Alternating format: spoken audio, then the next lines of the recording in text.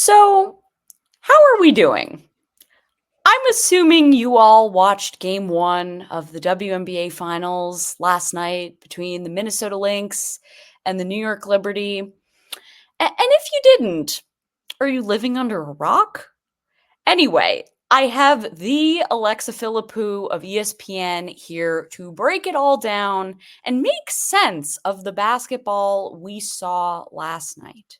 The Locked On Women's Basketball Podcast, it starts right now.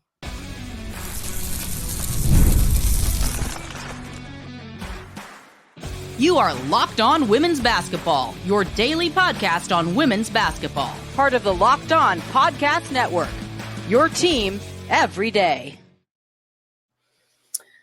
Welcome. You are locked on to women's basketball. I'm Jackie Powell, and happy Friday. I'm one of your hosts on this program, typically on Fridays. I cover the New York Liberty at the Next, and I've covered women's basketball nationally at many other places. Thank you for making Locked On Women's Basketball your first listen every day. And remember that Locked On Women's Basketball is brought to you by everyone at the Next, a place where we cover women's basketball all the time and we tell the stories that need to be told each and every day. Subscribe now to support the staff at the Next that works very hard to bring you coverage that matters oh so much. That is $9 a month or $72 per year. Find us at thenexthoops.com and subscribe. And remember that this podcast is free and available on all platforms, including YouTube, Apple Podcasts, Spotify, and many more. This show is brought to you by FanDuel. You can start the season with a big return of FanDuel. Place your $5 bet and you'll get started with $200 in bonus bets guaranteed. Visit FanDuel.com to get started. Last time we were together, dear listener, I had Matthew Walter on. We broke down our thoughts as to what would happen when the New York Liberty and Las Vegas Aces clashed for yet another postseason series. The Liberty won in 4, which somehow a prediction I made came true.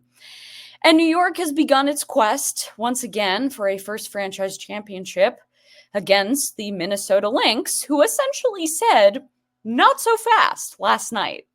So today, Alexa and I, and we were both in the building last night, we're going to be going through our reactions to what in the world happened in game one, where the Lynx squeaked it out and beat the Liberty 95-93 in overtime. Then we'll try to understand exactly how the Lynx came back from down 15 points with 5.5 minutes left in the fourth quarter, and how the Liberty fumbled the bag. And then finally, we're going to look ahead to what each team needs to do in game 2. There's a lot to unpack. I have talked for way too long. Let us begin. So, Alexa, I will ask you the question that I asked the listeners. So, how are you doing? It's been 12 hours. I feel like I still have the post-crazy game hangover that when you're involved in sports and cover games like this, it just always hits you. And I was up till, I think, almost 4 o'clock because I, first of all, was working late. But then even once I got home, it's just like, I cannot get over what I just witnessed. And I still pretty much feel that way, too. And I'm trying to get through the day with some coffee. I know you have your tea. So we can try and stay caffeinated and going together. But I'm glad in some ways that we had this off day from practice. Because I think everyone, probably the teams more than anyone else, but definitely us media folk just need to take a breather and process what we just watched yesterday. So to that end, I guess what has stuck with you the most about how wild this game was? And I guess if people listening were living under a rock last night, I guess can you remind them as to why this was as wild as it was? Well, the Liberty looked like they were in total control early. They led by as many as 18. And to the Lynx credit, they actually came back they made it a 2-point game, I think, in the third quarter. It was a 6-point game at halftime. So they did have a run in there. But then the Liberty went back up by 15, and they were up by that many it was about 5:20 to go in the fourth quarter. And then basically the Lynx just roared back. The Liberty utterly collapsed. We had this crazy 4-point play from Courtney Williams that gave the Lynx their first lead of the night with about 5.5 seconds left. Then Stewie goes 1 for 2 from the free throw line with 0.8 seconds left. And we have overtime, and the Lynx pretty much controlled the game in overtime. And Nafees Collier hit what ended up being the game-winning shot. Breanna Stewart missed what would have been the game-tying layup as time expired. So that was a brief recap. But I think for me, what was craziest was just the fact that this was tied for the largest comeback in finals history. This is a Liberty team that we thought was just going to, at least when they were up by 18, you thought, okay, they're going to take game one. This is what they would do, secure, or capitalize off home court advantage that they fought so hard for throughout the regular season. And so it just really felt like I don't even say like a tale of two halves, but just like such a crazy game of big runs and momentum swings, and the Lynx found a way to win. And I know this is something you and I've talked about, but the Lynx, we didn't really know how they would fare in a situation like that, because to be real, like they hadn't really been super battle tested in the same way at least the Liberty have having been to a finals together as a group. But I thought it was so remarkable that it didn't matter that they didn't have that experience together, and they still found a way to grind out a win despite really looking like they were down and out early in that game, and even in the fourth quarter when they were down 15. Yeah, I mean, also we have to talk about the quick turnaround, right? I mean, here we were thinking, okay, they just played a game 5 at their home court, and then they have to fly to New York on Wednesday morning. There's a 1-hour time change. They don't really get a full practice in, and then, they somehow find a way. So that even in itself is impressive.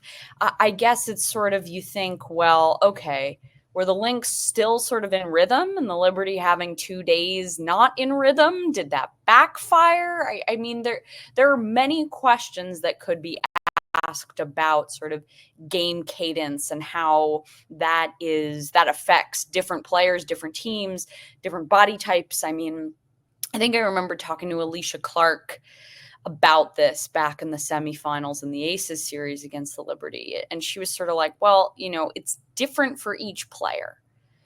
She was like, but I know for me that the day after a game, I sort of have to keep my rhythm up. So I need to make sure I do the work that makes sure that my body is ready to go. And so that could be different for different players. It's really hard for us to know what that is unless we ask, of course. But Alexa, what I still can't get over, and I mean, you can talk about this too, because you have covered the player I'm about to mention for a long time. I cannot get over how well Jonquel Jones played. Yeah. And the Liberty still could not win. She had a 24-10 double-double with 3 assists, and the Liberty still couldn't win. Yeah, well, to that point, in the first quarter, I think she ended with 10 points in the first quarter, and that was more than she'd scored at any of the previous losses that the Lynx had to the Liberty earlier this year. And so I thought when that happened, I'm like, this is a great sign. And then she had that great, there was a 3 in overtime, and that felt like a huge missed opportunity. And also, Philippou had 5 threes. I think that's like the most, something like the most for a rookie in a finals game or something. There's some stat about that. I'm sorry, I don't remember it. But you get a great game from Philippou, you get a great game from Jonquel Jones, and you're still not able. I mean, there's so many. When you look at the box score, you're kind of like, how the heck did the Liberty lose this? They had 19 more shots. They shot 90 attempts from the field.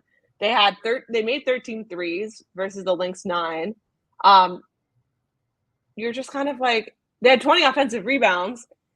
you're just like, how the heck did they lose this? And I'm sure that's what they're feeling today too. So I'm curious though, when on that point with JJ, it's like they want to keep making sure she's an important factor to their success, but it's really hard. The Lynx are going to probably counter and want to adjust to make things difficult for JJ in game 2 and moving forward. But you just can't waste great games like that. It was, and I think you mentioned this earlier, but so in some ways it felt very similar to the finals or the playoffs last year when JJ was like the best player and Breanna Stewart and Sabrina Ionescu were falling short of their usual standard of play. Yeah. I mean, this will probably get us into our second segment, which probably I should take a break here. In segment 2, we're going to take a look at how did this all happen? We're still shocked by the fact that it happened, but how? Why did Breanna Stewart and Sabrina Ionescu not play at their standard? Courtney Williams, how did she play in the way that she did? We will get to all of that in segment 2. But first, I do want to talk to you all about our good friends at Game Time. And so Alexa knows this about me, but I am a pop music head. I am a musical theater person. I love going to see my entertainment. And I could actually be seeing Maggie Rogers if the WNBA Finals goes 4 games, but after game 1, I highly doubt that I'm going to get to see Maggie Rogers. But anyway, I hope to see Cabaret with Adam Lambert and maybe Gypsy with Audra McDonald after the WNBA Finals madness is over. But in order to see all that I want to see for a reasonable price, I use the Game Time app. Here's what I love about it. The curated deals that make it easier to find the best price on great seats, the brilliant deals in general, their seat views before you buy, and the lowest price guarantee, and even event cancellation protection. These are all excellent features that make the process of buying tickets much less stressful. I mean, I'm sure we've all been on a Ticketmaster queue. It can be very frustrating and anxiety-provoking. There is much less anxiety on Game Time. Take the guesswork out of buying tickets with Game Time. Download the Game Time app, create an account, and use code LOCKEDONNBA for $20 off your first purchase. Terms apply. Again, create an account and redeem code LOCKEDONNBA for $20 off. Thank you very much, Game Time. And yes, I hope to see Cabaret and Gypsy. We are back. I am here with the one and only Alexa Philippou. We are still reeling from what was just an unbelievable WNBA Finals Game 1 between the New York Liberty and the Minnesota Lynx. Alexa, let's talk about the why and the how. So, how did all of this happen? What were the reasons why this ended in the way that it did? Well, talking with the Lynx personnel after the game, they pointed to their defense, and that's something that, of course, was the focus of their team in the offseason to try and get better in that end of the floor. We've heard from Shayla Reeve about how she really challenged Nafisa Collier to lead that effort, but we were talking earlier about how you could see something was kind of brewing even in the second quarter when the Lynx kind of made it a closer game, 6-point deficit at halftime, and then going into the third. But throughout the game, it felt like the Lynx started to up their defensive intensity and pressure, and that was something the Liberty weren't able to handle very well, whether or not it was looking rushed in their offensive processes, taking bad shots, or they had some turnovers that were an issue, including trying to get into the paint. I know we talked about Jonquel Jones earlier, but there are definitely times when Nafisa Collier in particular was everywhere. I think she had 6 blocks, 3 steals, and it felt like she had other deflections that weren't even on the stat sheet. So with her leading the way, and then you get, Kayla McBride was hitting big shots to keep them within the game. We talked about Courtney Williams, and she really just came alive down the stretch. So it felt like from the Lynx standpoint, they were able to lean on what had really been part of their identity this year. And again, I'm still so impressed by the way that they were able to do that in the face of adversity when they hadn't been necessarily battle tested as a group outside of the regular season. But that's such a credit to, they say they just like each other. It's so funny. They just are like, we like each other so much. We believe in each other so much. And that allows us to do what we do. But obviously they have, one of the best ever doing, Cheryl Reeve, leading the way. And I thought she was the better coach on the sidelines yesterday too. And a lot of her decision-making down the stretch, including, I think something that kind of went under the radar is she had Natisha Heidemann in for Alana Smith the final few minutes of game four of the fourth quarter, and that helped them get back into it because she was asked about it post-game. She said, well, we weren't winning the battle on the glass anyway, so we might as well have just, put Natisha in and tried something different, and that helped them get downhill and get some opportunities to score that way. So, I think it was a combination of those factors, and I'm kind of curious, and I'm not sure how much they would talk about this just kind of given their team ethos, but I wonder too if the Liberty, I know Sabrina Ionescu mentioned that they were playing not to lose, and I wonder there's the caffeine not hitting it. Psychologically, if the Lynx maybe just they didn't have that same pressure given just where their teams are at, that maybe that helped them be able to make the comeback, or maybe it wasn't really applicable because, I don't want to put on a storyline on the team that it doesn't apply to. But I thought that was interesting from Sabrina too. I know you were there for that, where she said that they were playing not to lose, and that kind of came back to bite them at the end. I mean, I think that's an excellent point. And who knows? We're not sure if we're going to be able to get them to admit, or get them as in the Liberty, to admit to there being an extra pressure. But let's look at the history, right? This is a franchise in its 28th season without a championship. When you have the Jumbotron playing the famous video of Sandy Brondello saying that this team has a scar, mind you, that video is pitched up, which is weird. I heard it last night and Sandy's voice sounded like maybe a third higher. And I was like, okay, but that's just a bit of a sidebar. But, and that can tell you how much I listen to pitch and sound. But the fact that plays essentially before every single playoff game this season, this team loves the fans, but it's rowdy. There's lights going on. There is a lot going on at a New York Liberty basketball game, and especially at a playoff New York Liberty basketball game. And so while the players love the fanfare, I mean, listen, these players are human too. There's overstimulation. There's the pressure of who is in the audience. I mean, Meek Mill was there, and that is one of Breanna Stewart's favorite artists of all time. I mean, she posted to her Instagram. It was an Instagram reel. It was this video made of sort of her and all of her teammates getting ready, or little clips of them during the playoffs. And it was this Meek Mill song in the background. It's called Intro, and it has this sample from a very famous Phil Collins song. I believe it's In the Air Tonight. I will attach the link to both of those songs in the show notes. But the point I'm trying to make here is there was a lot of pressure. There just was. There's no escaping that. If we get them to say it or not. And, they had a few days off, as we said before. And clearly, maybe the players were a little out of rhythm.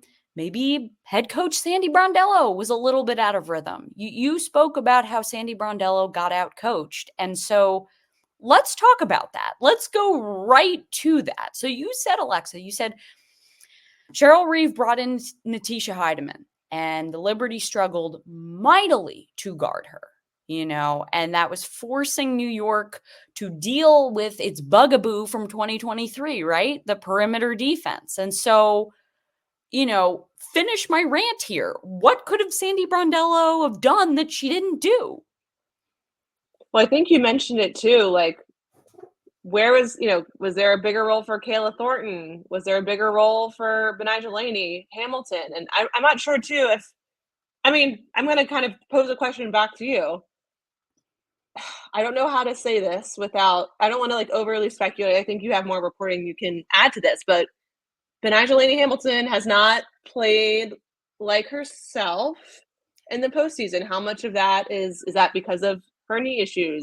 I know she's probably fighting through. I would imagine she's probably fighting through that.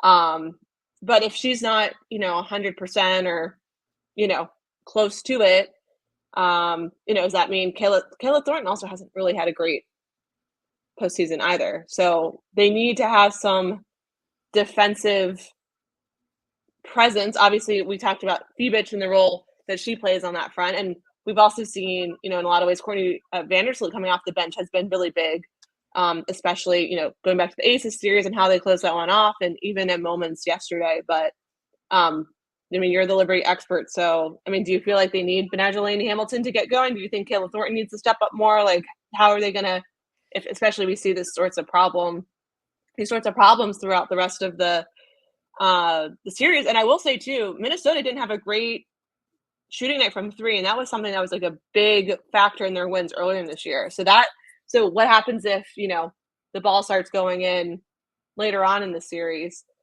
in a way that it didn't on Thursday? So I think this is gonna be a recurring theme of their defense, whether or not it's perimeter defense, stopping the 3-point shooting, or also a player like Heidman from getting downhill. So those are all very interesting points, but here is my counter to that. And I guess I'm a Liberty expert, but the New York Liberty looked like the 2023 New York Liberty in game one. And the reason I say that is because what they've gotten so much better at in 2024 is using their versatility as a strength, right? Using their length, using their athleticism to make some of these driving lanes tighter. So the thing that I think about is when Courtney Williams hit that crazy three-pointer and Sabrina Ionescu fouled her on the play, why wasn't either or / both Betnijah Laney-Hamilton and Kayla Thornton on the floor, which you were alluding to before?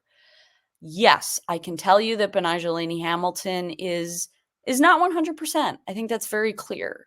But the idea has been to preserve her so that in really big moments, they can just plug her in and defend the crap out of the ball and defend the crap out of people. There was a moment last night where Kayla McBride got so frustrated with how she was defending her. She tried to swat her away.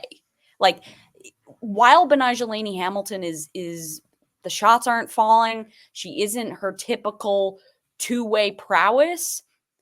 What the Liberty have wanted from her this entire playoffs is to play her defense as hard as she can for different spurts. I'm not saying that she should have played 30 minutes instead of 26. What I am saying is maybe she should have played that one possession with 5.5 seconds left in the fourth quarter. Maybe Kayla Thornton should have played that defensive possession with 5.5 seconds left in the fourth quarter. Do they rebound the ball with those two bigger players in instead of Alana Smith? Because Courtney Williams scored that 4-point play on an offensive rebound.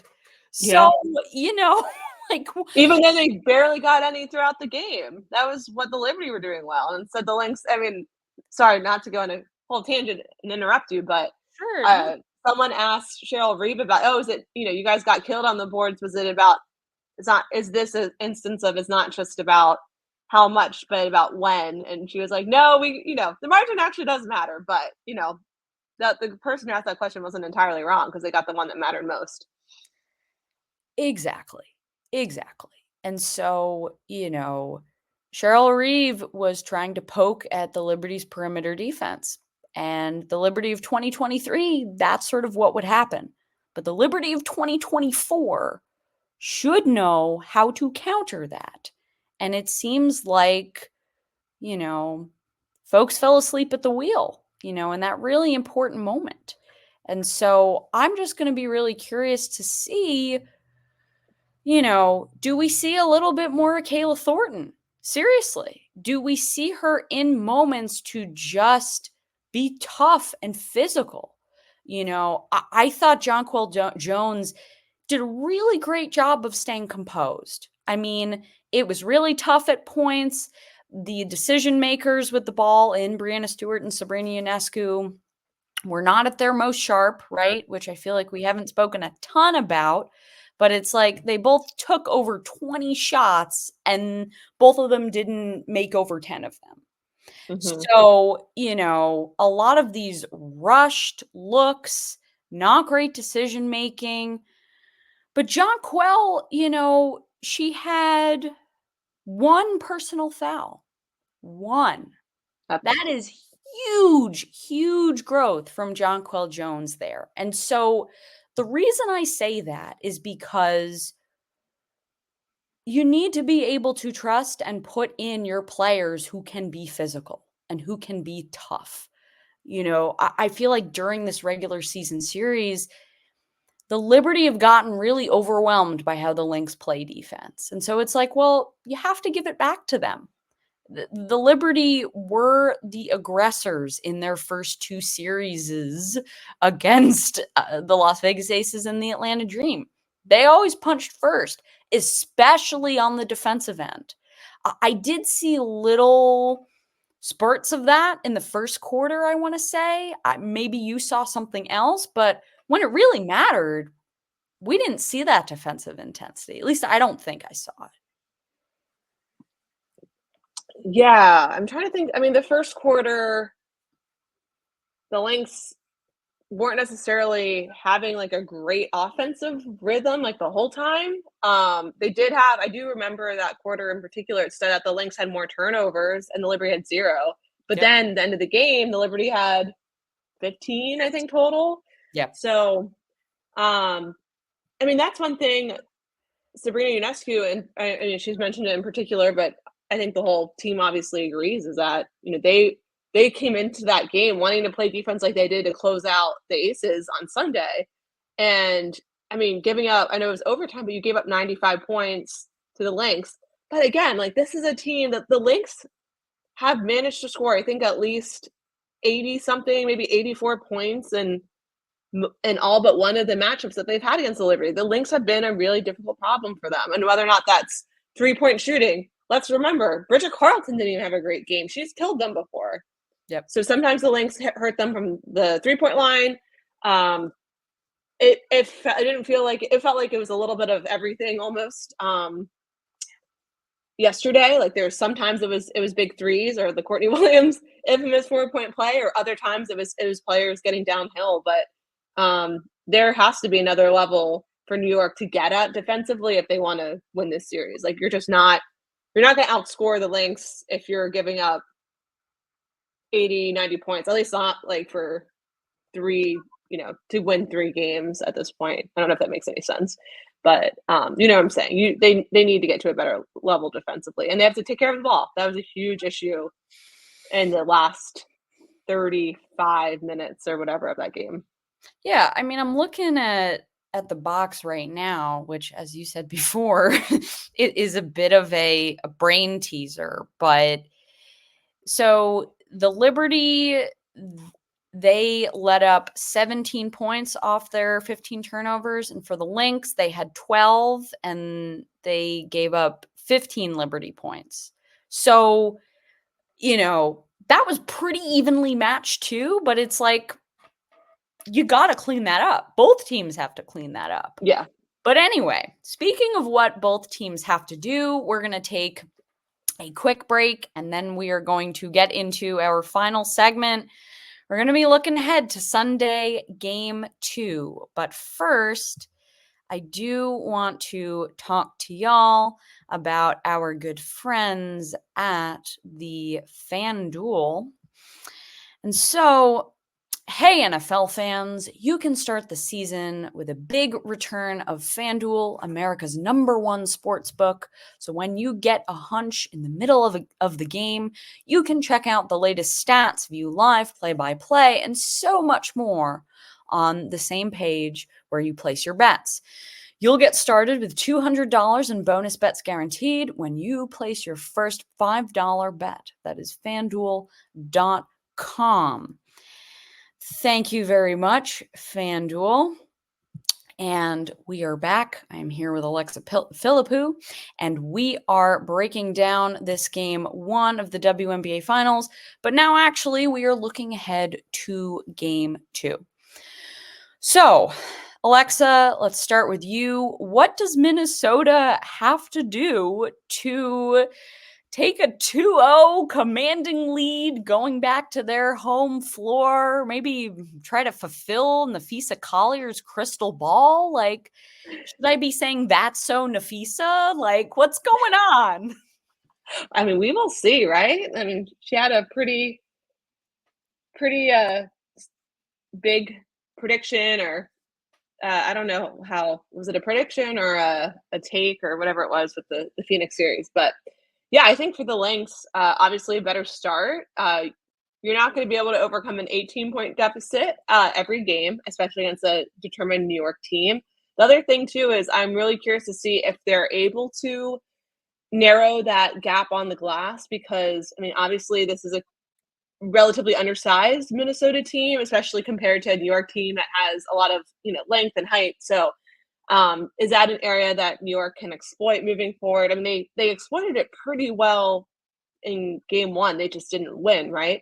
So I'm curious to see if, Cheryl Reed, we talked before, was saying that margin was pretty bad and pretty stark, even though they did get that big offensive rebound at the end of the game. But I'm curious to see if they are able to minimize that gap, or, ways that they can try and make sure that doesn't totally cost them some wins moving forward. I think that was, a huge thing that it felt like was going to be the difference in the game. Again, though, like, you're not, it's not probably a stunning or a surefire recipe for success if you're taking 19 fewer shots than your opponent to try and win a series.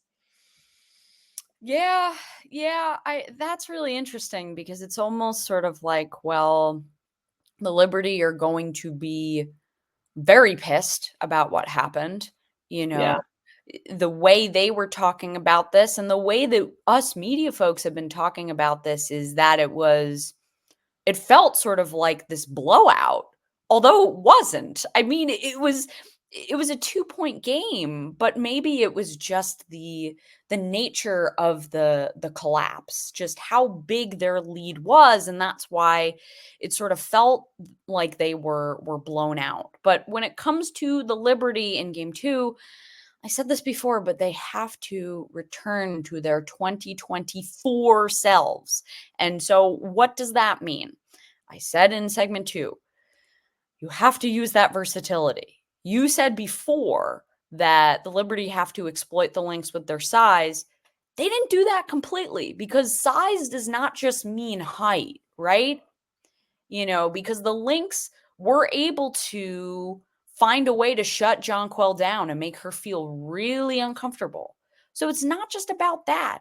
It's about the length. It's about using that versatility. It's about trusting Kayla Thornton to just muck stuff up and just get her hands on the ball and steal it. I mean, that's who Kayla Thornton is.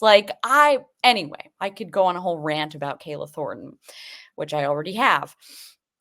Breanna Stewart and Sabrina Ionescu need to make better decisions. They just need to. They spent their off seasons, their 2023 off seasons, learning how to make better decisions, how to expand their game so that what happened in 2023 wasn't going to happen again.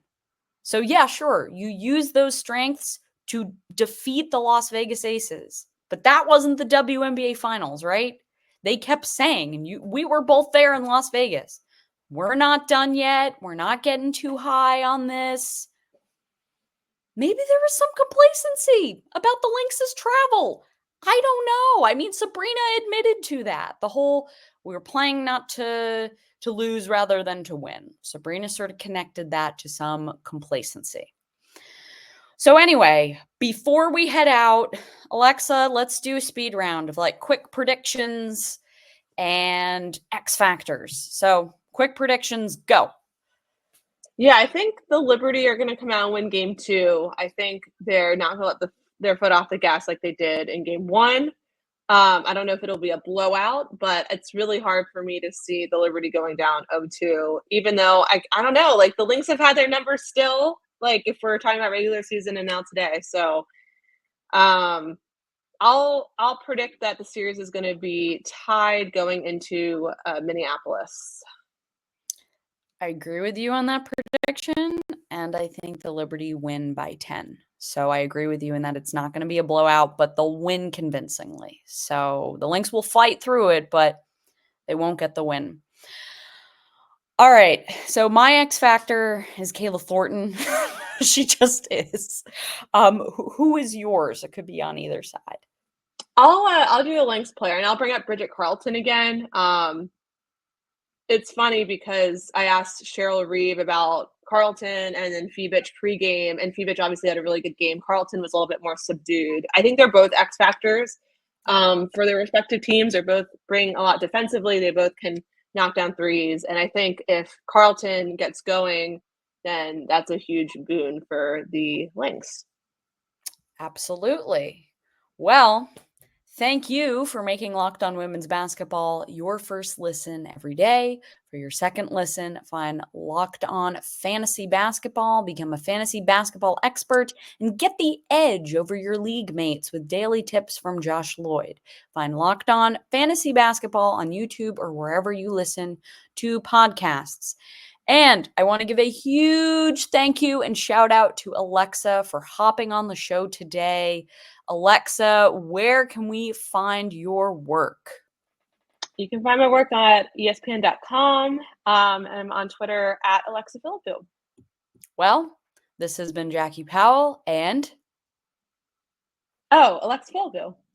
And we are signing off. Have a great weekend, everyone, and enjoy game 2.